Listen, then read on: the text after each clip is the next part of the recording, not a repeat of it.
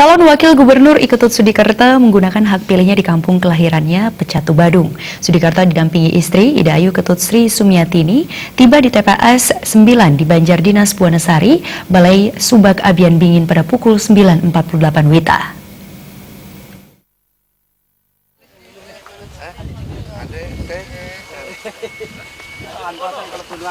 Setibanya di lokasi, Sudikerto yang saat ini masih menjabat Wakil Gubernur Bali langsung menyapa warga yang telah ramai di TPS. Pada kesempatan tersebut, Sudikerto menyampaikan target pada pilgub kali ini. Pihaknya optimis bisa meraih 57% suara. Sudikerto yakin paslon Mantrekerto menang. Menurut hasil survei sampai Selasa 26 Mei 2018, posisi paslon Mantrekerto berada pada angka 56%. Ya, betul-betul bisa dipakai momentum untuk memilih pemimpin Bali, ya, pemimpin Bali yang akan melaksanakan program pembangunan itu 5 tahun ke depan yang nantinya diharapkan bisa dipakai untuk melayani masyarakat dengan hati nurani.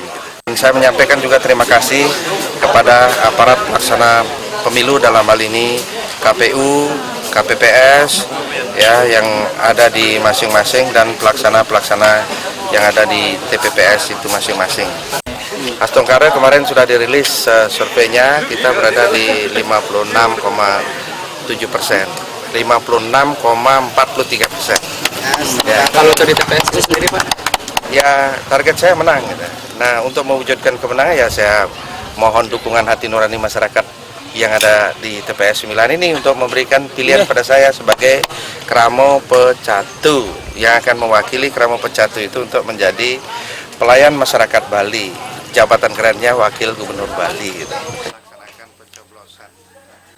Menurut data di TPS 9 Banjardinas Buanasari, Balai Subak Abian Bingin, jumlah pemilih mencapai 572 pemilih. Bayu di Bali TV.